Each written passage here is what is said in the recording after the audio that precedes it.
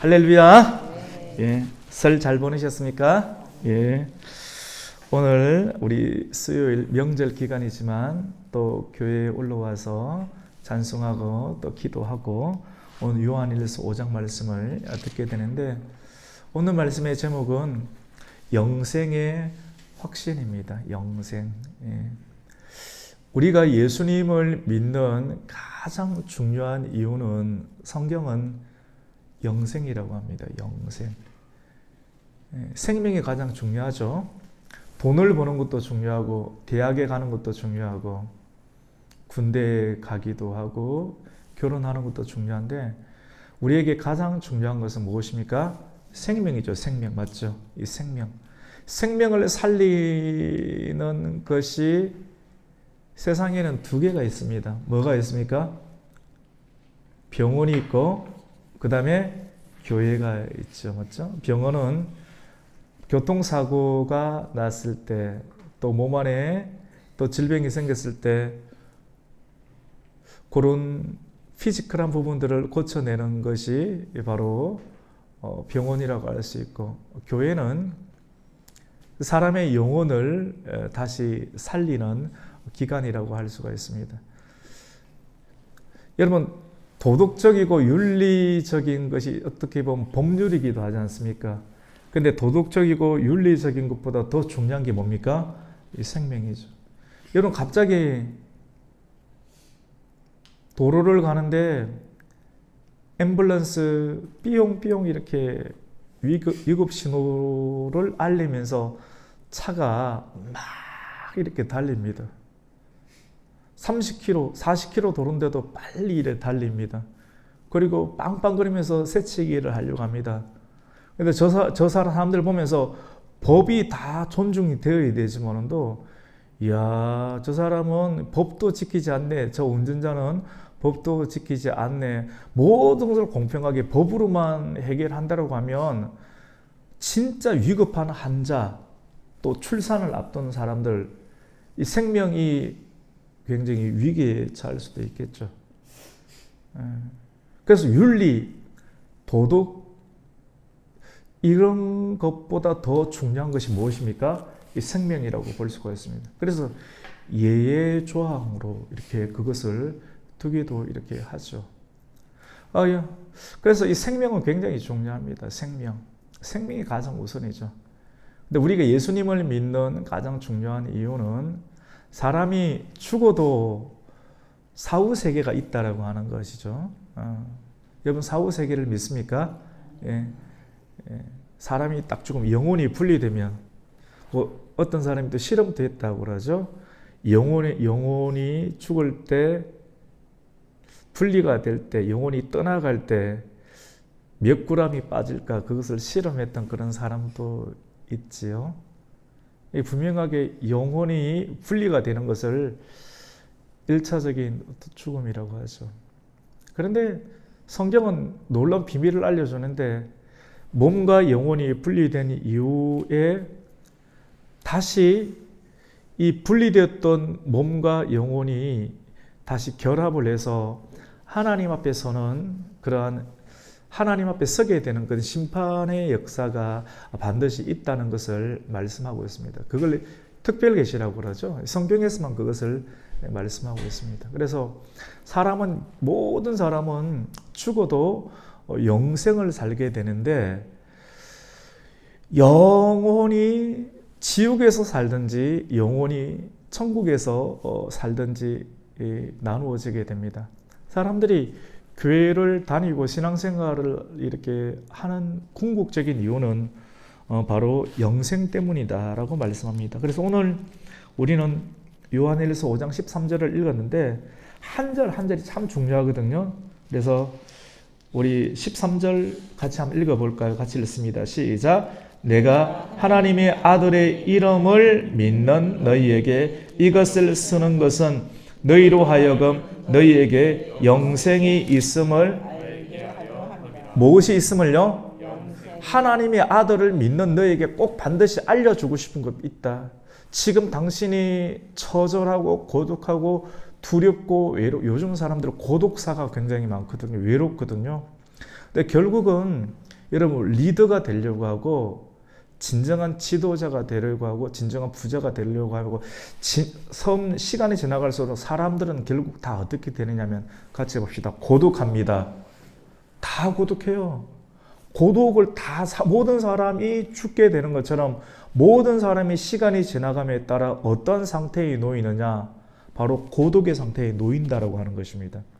누구든지 다 마찬가지입니다. 그런데 예수가 그 안에 있는 사람, 하나님의 아들 예수 그리스도를 믿는 이것이 얼마나 중요한 것이냐면 이 예수님을 믿음으로 그 고독의 상황을 예수와 함께 이겨낼 수 있고 이 세상에서도 이겨낼 수 있고 또 반드시 오늘 말씀 가운데 보면 같이 봅시다. 영생이 있다는 걸 알게 합니다. 영생에 대한 확신이 굉장히 중요합니다. 영생은 여러분 생명이 계속해서 연장되는 것이 영생입니까? 사람들은 사는 시간의 연장이 영생이라고 생각하는데 그게 아닙니다, 여러분. 그럼 뭘까요? 사람이 계속 사는 것이 영생이 아니라 시간의 연장이 보편적으로 생각하면 그것이 영생처럼 보이는데 그게 아니라고 하는 것입니다. 영생이 뭐냐? 같이 해봅시다. 관계입니다. 관계라는 거예요. 시간의 연장이 아니라 제가 우리 권사님들께 이렇게 이야기를 합니다. 권사님 120세까지 사세요. 이러면 아이고 그렇게 오래 살아서 뭐해요? 힘들어요. 그리고 자식들이 저보다 먼저 가면 어떻게? 그것도 곤욕이겠죠.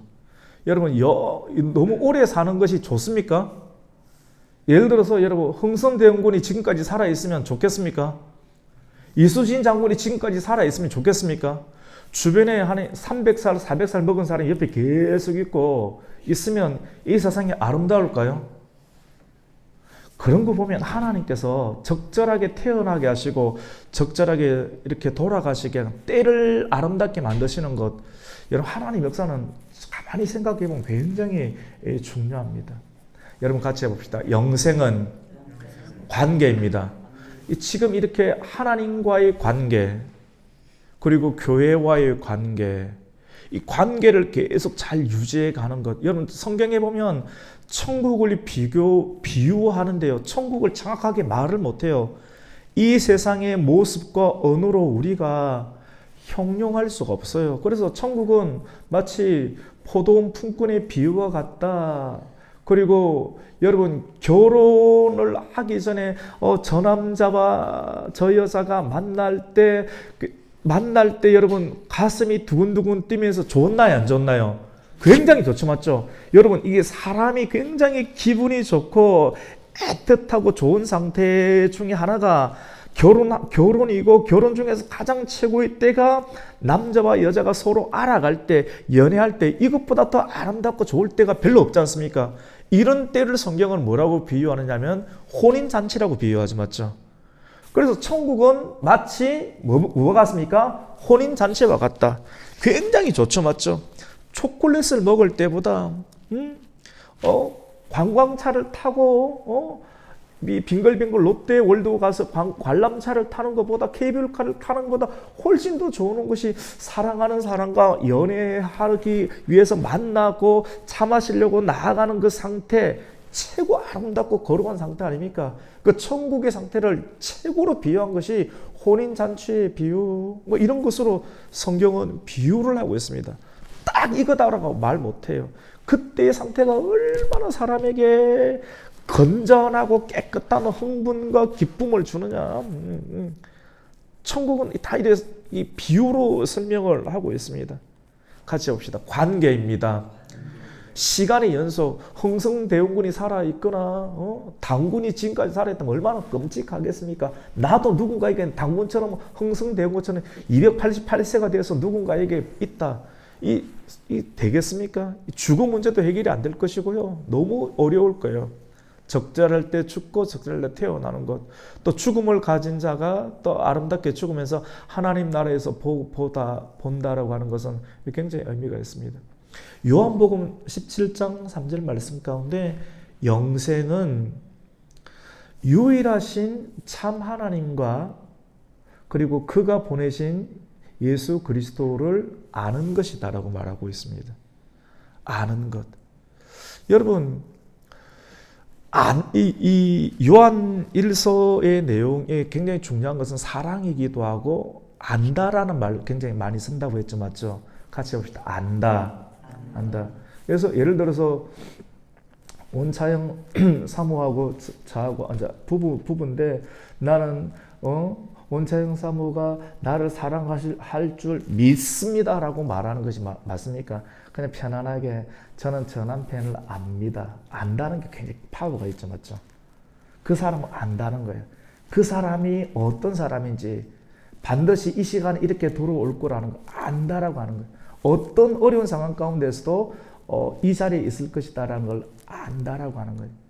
그 안다. 영생은 유일하신 참 하나님과 그가 보내신 누굽니까? 예수 그리스도를 어떻게 한다고요? 안다. 안다는 것은 그냥 아는 것이 아니라 피상적으로 아는 것이 아니라 추상적으로 상상적으로 아는 것이 아니라 충분히 살아가면서 경험적으로 확실히 안다는 것. 아는 것은 굉장히 파워풀한 굉장히 큰 것인 것이죠.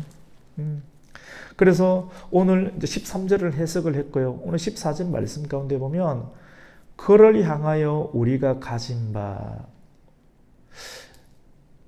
우리가 하나님을 예수 그리스도를 믿고 참 하나님과 또 그가 보내신 아들 예수 그리스도를 아는 것, 이 관계죠. 이것은 영생이 우리에게 임했다라고 하는 것이거든요. 그러면 이런 상태 가운데 우리가 신자가 되어서 그를 향하여 우리가 가진 바 담대함이라는 말을 쓰고 있거든요. 여러분, 우리가 하나님을 알고 또 예수 그리스도를 믿고 있고 그런 관계 가운데 있지만은 그 관계 속에서 관계가 항상 잘 될 때도 있고 안 될 때도 있죠. 맞죠?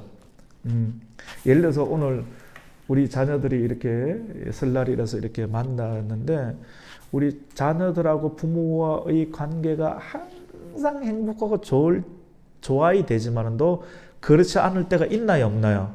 있죠. 그리고 우리가 하나님의 자녀로서 하나님께서 우리에게 베풀어 주신 은혜에 감사하고 감격하여 항상 잘해야 하지만 불순종하거나 하나님의 뜻에 어긋나는 길을 갈 때가 있나요, 없나요? 있죠. 맞죠? 그래서 이 말은 어떤 말이냐면 우리가 하나님의 자녀로서 예수를 믿으면서도 죄를 지을 수가 있나요, 없나요? 있다라고 하는 거예요. 그런데 있지만은도 뻔뻔하게 다시 교회에 오고 하나님의 지성소에 오고 집에 들어오나요, 안 들어오나요? 들어오더라고요. 이걸 보고 뭐라고 합니까? 같이 봅시다. 담대함. 이게 하나님 자녀의 특권이에요. 나 보니까요, 저도 누군가의 자녀였습니다. 그리고 저도 자라서 저에게는 자녀들이 3명이 있습니다. 저가 죄를 지어도 떳떳하게 아버지 집에 그냥 막 들어갔어요. 눈치 보면서 안 들어갔습니다. 내 자녀들이 아버지가 기뻐하지 않는 일을 하더라도 담대하게 집에 들어오더라고요. 한 번도 집에 안 들어오는 적이 없더라고요. 그냥 마음껏 들어오고 담대하게 들어오고 똑똑똑 들으면서 아버지 들어가도 되겠습니까? 어머니 이 말 없습니다. 그냥 들어옵니다. 이걸 두고 뭐라고 합니까? 담대함. 이게 특권이라고 하는 거예요. 이게 좋은 거라고 하는 겁니다. 오늘 이 말씀은 우리에게 여러분의 상태가 지금 죄 가운데 있습니까? 하나님께서 기뻐하지 않는 상황 가운데 있습니까? 여러분이 하나님과의 관계 가운데 있다면 우리가 예수님을 믿고 영생의 관계 가운데 있다라고 하면 무엇을 가지라? 같이 합니다. 담대해라. 좀 뻔뻔하라고 하는 거예요. 왜냐하면 이 뻔뻔함과 이 담대함은 오늘 성경에서 이 담대함은 무엇으로부터 기인되는가 하면 하나님과 그의 아들 예수 그리스도를 이 땅 가운데 보내주시고 그 아들을 믿음으로 말미암아 하나님의 자녀가 된 이 관계, 영생의 관계로부터 이 담대함이 만들어진다는 것을 우리에게 말씀을 하고 있습니다. 우리 14절 말씀 한번 읽겠습니다. 시작. 그를 향하여 우리가 가진 바 담대함이 이것이니 그의 뜻대로 무엇을 구하면 들으십니다. 여러분, 여러분의 아버지에게 구하면 들어주십니까? 안 들어주십니까? 들어주시죠. 육신의 아버지도 들어줘요. 육신의 아버지보다 더 확실하게 들어주시는 분이 누구십니까? 우리 하나님 아버지십니다. 여기 보면요, 담대함이 이것이니 진짜 담대한 사람은 뭐 하느냐? 같이 해봅시다. 기도합니다. 이 기도는 능력이에요. 기도가 곤욕이 아니고요. 매 순간 하라니까요. 어느 사람들이 수천 명 모인 곳에 여러분 가서 기도해 봤습니까? 기도 잘 됩니다. 마라톤 한 수천 명 하는데 같이 뛰면 마라톤 잘 되거든요. 그런데 그런 식의 말고 언제든지 기도하시라니까요. 사람들이 있건 없건 그냥 자기 스스로 기도하는 것이 이게 여러분의 주권을 찾는 거, 이게 능력이라고 하는 것입니다. 기도하는 것이 누군가를 위해서 아버지에게 잘 보이고 목사에게 잘 보이는 것이 아니라 여러분의 주권이라고 하는 것입니다. 여러분, 기도를 어떻게 하느냐면 하나님의 뜻대로 구하면 들으신다라고 하는데, 여러분 뜻이 뭐냐면요, 하나님의 뜻인데요, 하나님의 뜻 가운데 뜻이 두 개가 있습니다. 첫 번째는 어떤 뜻이냐면 같이 해봅시다. 드러난 뜻. 하나님께서 하나님 아버지가 우리에게 다 드러내신 뜻이 있습니다. 내가 거룩하니 너희도 뭡니까? 거룩하라. 나는 사랑이니 너희도 뭐랍니까? 사랑하라. 그리고 믿음을 가져라. 그리고 감사하라. 그리고 용서하라. 할렐루야. 그리고 전도하라. 선교하라. 이것이 드러난 뜻입니다. 그리고 하나님의 뜻 가운데 이런 건 다 드러났죠. 하나님 뜻을 위해서 살아가는 거예요. 하나하나씩. 이것이 버킷리스트가 되어서. 그리고요, 또 하나 드러나지 않은 뜻이 있습니다. 무엇이 드러나지 않은 뜻이면 감추인 뜻이 있는데요. 내가 어느 대학에 갈 것인가? 여러분, 아직 드러납니까? 안 드러났습니까? 모릅니다. 감추어진 뜻이 있어요. 내가 어느 군대에 갈 것인가? 내가 어느 남자와 결혼할 것인가? 학생 같다라면, 청년 같다라고 하면. 그리고 질병이 있습니다. 내 이 질병이 언제 나을 것인가? 알아요? 몰라요? 몰라요. 여러분, 하나님을 잘 믿고 순종 잘하지만도 질병이 걸릴 수 있나요? 없나요? 걸릴 수 있어요. 하나님과 좋은 관계에 있지만도 하나님의 자녀가 된 사람이 죄를 범하기도 하고요. 하나님의 자녀이지만 순종 잘했는데도 질병이 올 수 있나요? 없나요? 질병도 올 수 있어요. 우리 바르게 알아야 되거든요. 이런 것들은 같이 합시다. 감추어진 뜻입니다. 그런데 이 드러난 뜻을 우리가 최대한 준행해내고, 감추어진 뜻은 우리가 믿음으로 기다리는 거예요. 믿음으로 기다리는 것은 기도하는 것이에요. 그래서 먼저 그의 나라와 그의 뜻을 구하라. 예수님께서도 내 원대로 하지 마시고 누구의 원대로요? 아버지의 뜻대로. 하나님, 나는 하나님의 영광을 위해서 반드시 저 대학에 가야 됩니다. 저 여자와 결혼해야 됩니다. 그렇게 하지 않으면 하나님의 영광을 나를 통해서 실현할 수 없을 것입니다. 여러분, 이건 기도입니까? 협박입니까? 협박입니다. 사람들은 기도를 합니까? 협박을 합니까? 많은 사람들이 뭐 합니까? 협박합니다. 기도라고 하는 형식, 예배라고 하는 형식을 취하면서 먼저 그의 나라와 그의 뜻을 구하기보다 예수님도 아버지, 이 잔이 너무 무겁고 너무 수치스럽고, 여러분, 예수님이 십자가에 달리시는 것, 여러분, 십자가에 달리는 게 여러분 발가 벗겨져서 저 위에 올라갔다니까요. 여러분 그 수치심 한번 견딜 수 있습니까? 그 모욕감을 완전히 발가 벗겨졌다니까요. 발가 벗겨져서 저 위에 올라갔고, 짓밟히고 침뱉은가 뺨을 맞고, 한두 사람이 자동차 창문을 깨기 시작하면 다 돌 던지거든요. 그런 엄청난 모욕을, 수치심을 다 경험하는 자리가 어떤 자리입니까? 십자가의 자리. 어떻게 예수님, 그 십자가를 생각할 때마다 사람 짓눌리고 우울감과 공황장애 가운데 빠지지 않겠어요? 그런데 예수님은 그 십자가가 아버지의 뜻이라는 것을 알고 하나님, 기도는 합니다. 나 저 십자가 못 지겠습니다. 제발 좀 치워 주십시오. 그렇게 기도했다가 한 3초 뒤에, 하지만 아버지, 내 원대로 하지 마시고 누구의 원대로? 아버지의 원대로 하시옵소서. 이것이 진정한 기도이거든요. 우리의 기도, 오늘 성경이 요한 1서 5장이 우리에게 말하는 영생, 하나님의 아들을 믿는 이 힘이 얼마나 큰가. 그건 영생이고, 그 영생 가운데, 그 영생은 시간의 연속이 아닌 하나님과의 관계 가운데 있는 사람은 뭐가 있다고요? 담대함이 있는데, 이 담대함이 있는 사람은 항상 고개를 들고 어깨를 펴고 당당하게 다니는 이런 외형적인 모습이 아니라 그 본질을 성경은 우리에게 이야기를 하고 있는데, 담대함이 이것이니 그의 뜻대로 무엇을 구하면 들으십니다. 하나님이 뜻대로 기도하라고 하는 것이죠. 우리 신앙의 성숙이라고 하는 것은 처음에는 기도도 처음에는 많은 시간, 방언, 예언의 기도 이런 형식의 은사적 상황을 취할 수도 있지만 그 본질이 협박과 자기 자랑에서 나중에는 무엇으로 바뀝니까? 하나님의 뜻을 완전하게 구하는 담대함의 기도로 바뀌게 된다고 하는 것입니다. 그런 의미에서 우리가 15절을 또 한번 읽어볼까요? 시작. 우리가 무엇이든지 구하는 바를 들으시는 줄을 안즉 우리가 그에게 구한 그것을 얻은 줄을 또한 아느니라. 여러분이 기도할 때 믿음으로 구하세요.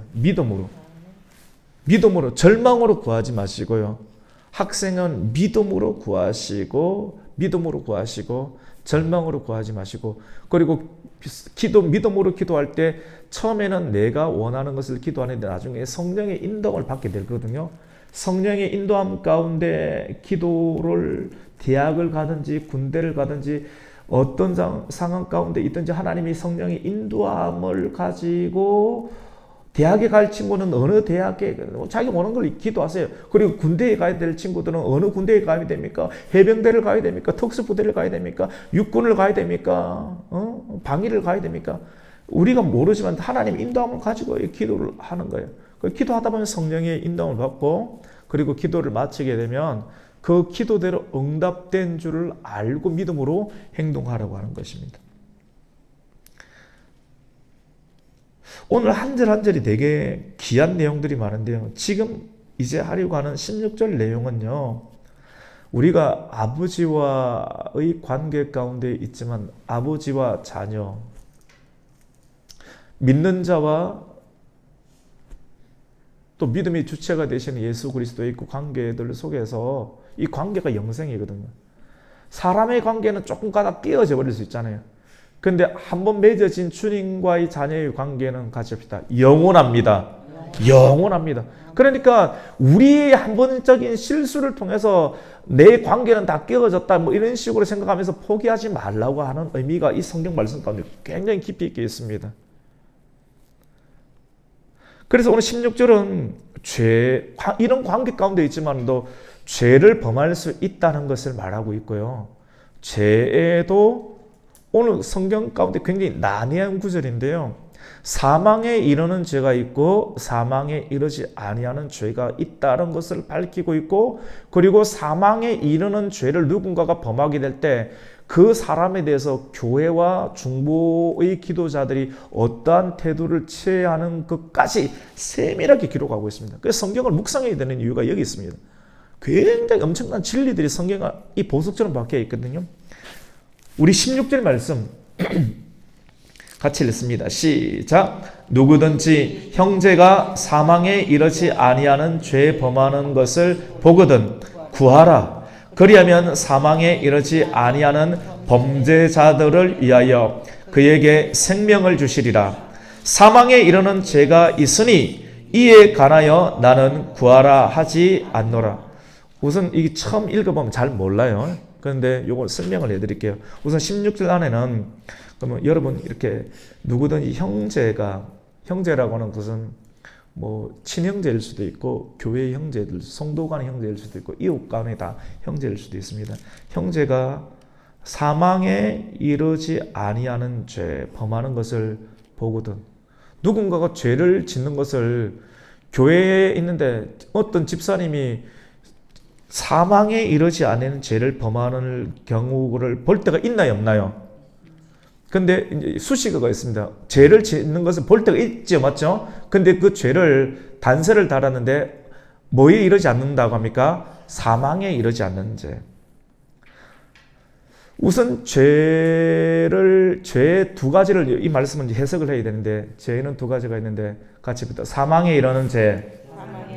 두 번째는 그 다음에 사망에 이르지 아니하는 죄.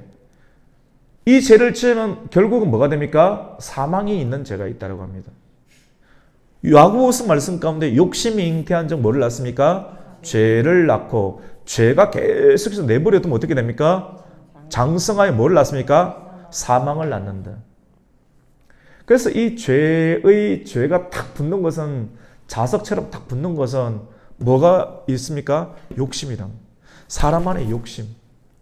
욕심의 무대를 요한 1서는 세상이라고 합니다. 세상. 세상에 속하지 말라고 합니다. 욕심 가운데 빠지지 말라. 세상하고 딱딱 잘 맞거든요. 세상의 용어로 딱딱 맞아요. 착착 붙어요. 재밌죠. 짝짝 소리가 나면 재밌으니까 이 재미에 훅 빠지는 거거든요. 그런데 이 요한 1서가 말하는 사망에 이르지 아니하는 죄, 형제가 죄를 범하는데 교회의 어떤 집사님이나 장로님이 죄를 범하는데 그 죄는 사망에 이르지 않은 죄다라고 말합니다. 죽는 건 아니라는 거죠. 이게 어떤 죄입니까? 속으로 다른 사람 욕하는 죄, 뭐 이런 건가요? 아니에요. 사람들은 그 죄의 무게와 부피와 어떤 볼륨감을 생각하거든요. 아, 저 죄는 굉장히 큰 죄다. 큰 죄는 사람을 죽이는 죄 맞죠? 살인죄 또는 간음죄 뭐 이런 거는 굉장히 죄의 볼륨감이 있나요, 없나요? 있죠. 요것을 지으면 사망에 이릅니까? 하나님과 자녀의 관계 중간에 예수님을 믿었는데 이런 죄를 지을 수 있나요, 없나요? 지으면 안 되는데 짓는다니까요, 여러분. 짓는 경우가 있다라고 하니까요. 이런 죄를 지으면 누군가가 이 죄를 짓는 걸 교회에서 형제들을 보고든 거리를 막 띄우거나 막 그런 경우들이 있지 않습니까? 이제 그렇게 하지 말고 어떻게 하라? 같이 합시다. 기도하라. 대부분 사람들은 이걸 보면 저 사람이 죄를 짓는 거 보면 거리감을 두거나 또는 마음에 뭘 합니까? 같이 합시다. 비판하거나 판단하거든요. 판단하고 비판하고 거리감을 두고 정죄하고 이 세 가지 중에 하나거든요. 대부분 이렇게 하는데 이렇게 하지 말고 같이 해봅시다. 기도하라. 요게 자기를 지키는 겁니다. 굉장히 중요한 어떤 고급 비밀입니다. 이런 것까지. 여기가 따라오시나요? 그렇게 해야 되는 것이 있습니다. 그 다음에 오늘 성경에 보면 그거 내용이 오늘 16절 상반절이잖아요. 누구든지 형제가 사망에 이르지 않은 죄 범하는 것을 보고는 뭐하라? 같이 해봐요. 구하라. 구하라가 뭐 하는 겁니까? 기도하라. 이런 걸 배우는, 이렇게 숨어 있는 걸 배우는 거예요. 이게 엄청납니다, 여러분. 이게 엄청난 영적인 비밀과 지식이에요.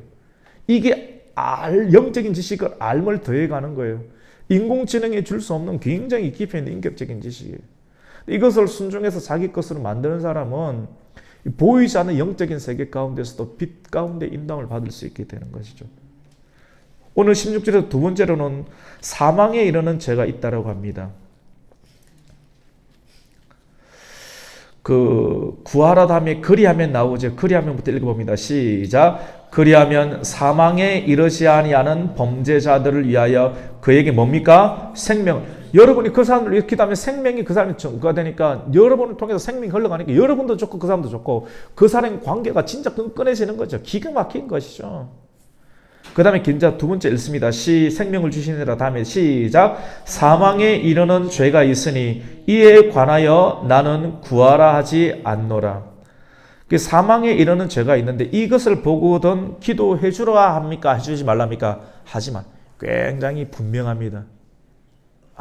그럼 사망에 이르는 죄는 어떤 죄일까요? 이호님, 사망에 이르는 죄가 뭘까요?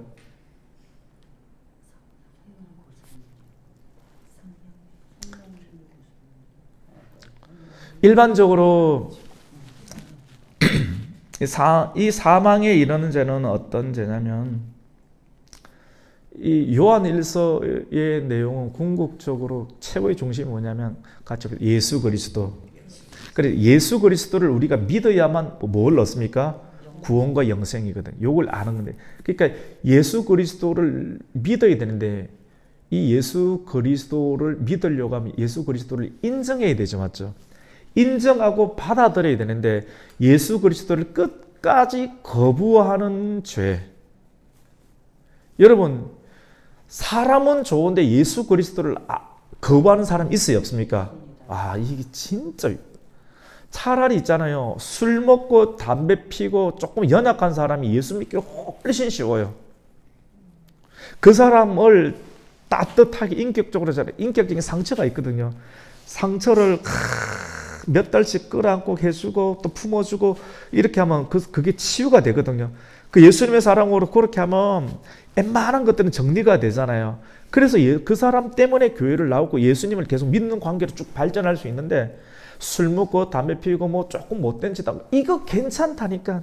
이거는 금방 예수님 믿을 수 있는데, 진짜 윤리적으로 바르고 반듯해 보이는데 예수님을 안 받아들이는 사람이 있나요? 없나요? 이 사람들이 진짜 무서운 건 아닌데 힘들어요. 차들처럼 매끈매끈하지 않습니까? 틈이 없어요. 이게 보호 본능의 기세가 완전히 엄청나거든요. 이거는 단순한 자기 노력만으로 되는 것이 아니라 뭐가 있는 거예요. 예수님을 거부하는 것, 끝까지 거부하는 죄. 이것은 예수님을 믿어야지만이 영생을 얻는데, 이렇게 탄탄하게 세상과 영적인 어떤 하나님을 대적하는 영으로 코팅이 되어 있는 사람, 일반적으로 이단이기도 하죠. 이단과 또 예수님을 거부하는 어떤 상황인데, 이런 사람은 복음이 아예 안 들어갑니다. 하다가 자기가 지쳐버려요. 답이 안 나와요. 그래서 그런 사람을 위해서는 기도하지 말라 해도 소용이 없다라고 말합니다. 또 하나, 제가 지금 첫 번째 말하는 건 굉장히 일반적인 어떤 보편적인 상황이고, 또 독특한 상황은 성경의 학자들이 이야기하는 어떤 사망에 이르는 죄는 어떤 것이냐 같이 볼 때, 성령 예방죄. 성령 예방죄가 뭐냐면 예수님께서 있잖아요. 귀신 들린 사람이 있습니다. 귀신 들린 사람이 있는데 예수님께서 손을 뻗고 기도하니까 그 귀신 들린 사람이 어떻게 됩니까? 깨끗하게 해결을 받았습니다. 요거를 보고 알만한 사람들, 제사장들, 서기관들, 바리새인들이 어떻게 이것을 이야기를 선전하느냐면, 저 사람은 예수님이 행하시면 예수님의 역사는 성령의 역사입니다. 할렐루야. 이 성령의 역사를 무엇으로 평가하느냐면, 귀신 들린 사람을 고쳤는데 저 귀신 들린 사람이 더 강력한 바알세부의 권능으로 귀신 들린 사람을 무찔렀다라고 예수님의 성령의 행하심을 어떻게 합니까? 폄하하고 악의적이고 의도적으로 깎아내리면서 다른 사람이 예수를 믿을 수 없도록 의도적으로, 알면서도 의도적으로 하나님을 폄하하는 것을 두고 같이 봅시다. 성령 해방죄. 모르고 짓는 죄들은 용서받을 수 있는데, 알면서도 저렇게 예수님을 끝까지 부인하고 회방하는 죄는, 오늘 요한 1서는 뭐라고 말하면 성령 해방죄고, 그 성령 해방죄는 뭐에 이르는 죄입니까? 사망에. 구원 못 받았습니다. 예수가 없으니까. 그리고 이런 사람들을 보고든 이 사람들을 위해서 불쌍히 여기거나 중보기도를 하러 갑니까? 하지 말러 갑니까? 해도 소용이 없으니까 오늘 16절 마지막에 보면, 이에 관하여 나는 구하라 하지 않노라. 기가 막히게 성경은 정확하게 기록하고 있죠. 오늘 마지막으로 오늘 18절 말씀을 강의해드리고 이따 말씀을 마치려고 하는데요. 요한일서 우리가 지난주 5장 말씀을 보면, 세상을 이기는 믿음은 무엇으로부터 나옵니까? 하나님께로부터 난 자가 세상을 이기는 것이죠. 제자 교육을 하거나 또는 선행을 하는 것이 하나님의 자녀가 되는 것이 아니라 우리가 뭔가를 많이 움직이고 뭔가를 선행을 하고 내 손으로 뭔가를 해놓으면 그것을 보고 하나님께서 너는 내 자녀라고 하는 것이 아니라 우리의 행동의 산물로 만들어지는 것이 아니라 하나님으로부터 난 자, 할렐루야, 하나님으로부터 시작되는, 하나님으로부터 난 자가 세상을 사랑하지 않고 누구를 사랑합니까? 하나님을 사랑하고 하나님께서 우리에게 제시하신 계명을 지키는. 그래서 오늘 마지막 말씀, 하나님께로부터 난 자는 어떻다라고 말하는가? 우리 18절 말씀을 한번 읽습니다. 시작. 하나님께로부터 난 자는 다 범죄하지 아니하는 줄을 우리가 아노라. 하나님께로부터 나신 자가 그를 지키심에 악한 자가 그를 만지지도 못하니라. 우선 18절 해석하기 전에 여러분, 근데 우리가 어느 정도 분별은 가능한데 사망에 이르는 죄, 그 다음에 사망에 이르지 아니하는 죄를 우리가 다 포기할 수 없어요. 예를 들어서 우리의 가족, 우리의 자녀, 내 자녀를 보니까 쟤는 사망에 이르는 죄를 짓고 있다, 쟤는 사망에 이르지 않은 죄를 짓고 있다라고 여러분의 눈으로 분별할 수 있나요, 없나요? 분별했다고 치고 그렇게 내 자녀 A라는 자녀는 기도해주고 저 자녀는 성경 말씀대로 기도 안 해주고 가능하냐 불가능하네요? 안 되는 거죠. 같이 합시다. 포기할 수 없습니다. 내 자녀, 그래서 여러분의 자녀, 여러분의 남편 그렇게 보이고 약간 살떨리는 그런 느낌이 있을 수 있겠지만도 지옥 보낼 수 있나요, 없나요? 없으니까 우리는 같이 합시다. 끝까지 전도해야 됩니다. 끝까지 전도해야 됩니다. 근데 그 사람에게 갑자기 있다가 당신은 너희 자녀는 벌 받지 않으면 지옥에 갈 것입니다. 이번 주 교회 와야 됩니다. 이러면 이 통할 경우도 있겠지만도 이 만분의 일이고요. 대부분 너 미쳤나 이래야 되는 거겠죠, 맞죠? 그래서 한번 교회 가자, 찬양 들으러 가자. 이번 주에 아주 좋은 소프라노 오는데 찬양 듣자. 마음이 좋아질 거야. 하나님 당신을 사랑해. 하나님 당신을 부르고 있어. 이렇게 계속해서 연발로 날리는 거예요. 우리는 날리고 우리 믿음으로 날리는 거예요. 그 언어를. 그러면 하나님께서 역사하실 줄로 믿습니다. 여러분 다윗과 골리앗처럼 날리세요. 안 될 거야 가만히 들고 있지 마시고요. 같이 봅시다. 날려야 됩니다. 골리앗을 향해 던지면, 믿음으로 던지면 그것이 정확하게 날아갈 줄로 믿습니다. 사람들이 문제가 뭐냐? 안 날려요. 전도를 안 해요. 우선 날리는 거예요. 날려야 하나님께서 날린 것을 더 강하게 역사하셔서 정확하게 나아가게 하는 것이죠. 여러분, 하나님, 오늘 마지막 18절인데 하나님께로부터 난 자는 다 뭐합니까? 범죄하지 않는다. 이 말 좀 어렵죠? 하나님께로부터 난 자는, 근데 하나님께로부터 났다 할지라도 죄를 짓는데요, 사실은. 모든 사람이 죄를 범하였으며 하나님의 뭐에 이르지 못합니까? 영광에 이르지 못합니다. 이런 말씀과 부딪히지 않았고, 이 말씀은 어떻게 해야 되는가? 하나님에도 낮고 중생했지만도 또 사망에 이르지 않는 죄를, 크고 작은 죄를 지어요. 거짓말하고 나쁜 생각하고 생각을 또 몸으로 옮기는 일들을 할 때 정죄감이 드나요, 안 드나요? 들 때 정죄감 속에 계속 빠지지 말고 죄의식은 가지되, 이것이 죄라는 의식은 가지되 죄의 책망 가운데 계속해서 연속적으로 받지 말고, 아, 내가 하나님의 자녀지, 곧바로 예수 이름으로 회개하고 떳떳하고 담대하게 하나님 아버지의 집으로 들어갈 수 있는 은혜가 있기를 축원합니다. 요거 해야 된다니까요. 이거는 심리학에서 해결 못하는 겁니다. 예배 속에서, 말씀 속에서, 거듭해서, 반복해서 말씀을 들으면서 이 말씀을 들을 때 이 말씀이 예수의 은혜가 돼서 우리를 치유하는 줄로 믿습니다. 사람이 이걸 치유받아야 두려움과 불안과 미래에 대해서 살아갈 수가, 이기게 될 수 있는 겁니다. 그래서 하나님께로 난 자가 죄를 짓기도 하지만도 본질적으로는 내가 하나님과의 관계에 있다. 내가 자녀지라고 알고 있는 그 관계의 힘, 관계를 끊지만 않으면 그 관계 가운데 있으면 다 범죄하지 아니할 수 있다는 것을 말하고 있습니다. 할렐루야.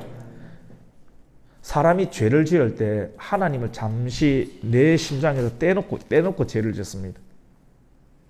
저 비유가 이해되시죠? 죄를 지을 때 하나님을 내 심장에 집어넣고 죄를 못 지어요. 그런데 여러분, 나와 하나님이 내 심장 가운데 계시는 하나님이 내가 잠시 떼놓는다라고 하지만 그렇게 죄를 짓죠. 그런데 실제로 하나님을 내 심장에 떼놓을 수 있나요, 없나요? 없는데 거짓으로 떼어놓았다고 생각하고 죄를 짓는 거예요. 이게 거짓이에요. 사람이 죄를 지을 때 거짓의 영이 있고 살인의 영 가운데 있는 거예요. 자기가 하나님이 없다라고 한 상태에서 죄를 짓는 거예요. 죄 가운데 스스로 속이는 거예요. 한 번 하나님의 자녀가 된 사람은 하나님이 우리를 떠나지 않는 줄로 믿습니다. 근데 그 상태에서 그렇게 믿어야 되는데, 그런 관계 가운데 있어야 되는데, 하나님께로부터 난 자는 다 범죄하지 아니할 수 있는데 스스로 속이면서 그 생각, 마귀의 생각, 사단의 생각에 이끌려서 하나님이 없다라고 스스로 규정해 놓은 상황 속에서 그 길을, 어그러진 길을 가는 거예요. 근데 그렇다 할지라도 이 길은 사망에 이르지는 아니한다. 왜냐하면 하나님이 선택하신 자는 반드시 깨닫고 회개하는 줄로 믿습니다. 이 말씀을 하고 있는 거예요. 우리 마지막 20절, 21절을 읽습니다. 두 구절을 같이 읽습니다. 시작. 또 아는 것은 하나님의 아들이 이르러 우리에게 지각을 주사 우리로 참된 자를 알게 하신 것과 또한 우리가 참된 자 곧 그의 아들 예수 그리스도 안에 있는 것이니 그는 참 하나님이시요 영생이시라. 우리들에게 말합니다. 시작. 자녀들아 너희 자신을 지켜 우상에게서 멀리하라. 여러분에게 이 자녀는 저를 포함한 우리 모두 하나님의 성도를 가리킵니다. 우리 10대 20대만 자녀를 말하는 게 저를 포함해서 우리 모든 세대에게 우리에게 말합니다. 여러분 자녀들아 너희 자신을 지키라. 무엇으로부터 지킵니까? 죄로부터, 사단의 유혹으로부터 지켜서 무엇을 멀리하라? 우상에게서 멀리. 여러분 우상 가까이 하고 있습니까? 요구해야지 내가 위로를 받고 요구해야지 내가 살 것 같고, 그거 다 우상이거든요. 우상을 멀리할 수 있는 은혜가 있기를 예수님 이름으로 축원합니다. 우상을 끊어내십시오. 바알과 아세라, 여러분에게 바알과 아세라를 끊어내야지 여러분이 실족하지 않을 수 있고 덫에 걸릴 수 않을 수가 있습니다. 오늘 말씀을 통해서 영생의 확신으로 하나님과의 관계를 계속 지속적으로 유지해낼 수 있는 모든 성도가 되시기를 예수님의 이름으로 축원합니다. 아멘. 하나님 아버지 감사를 드립니다. 정말 인격적으로 말씀 한 말씀 하면서 읽으면서 그 말씀이 그러한가 상고하는 인격적인 지성의 열림과 감정의 변화와 의지의 새롭게 일어나는 하나님의 일들을 통하여서 인격적으로 반응해야 계신 하나님의 부르심 가운데 예배하게 하여 주시니 감사합니다. 이러한 예배를 통하여서 우리의 전인격이 주님과의 알무로 계속해서 성장, 성화하여 나 자신을 이기고 사단을 이기고 죄를 이기고 율법을 이기는 하나님의 성령의 사람 되게 하여 주시옵소서. 예수님의 이름으로 기도드립니다. 아멘.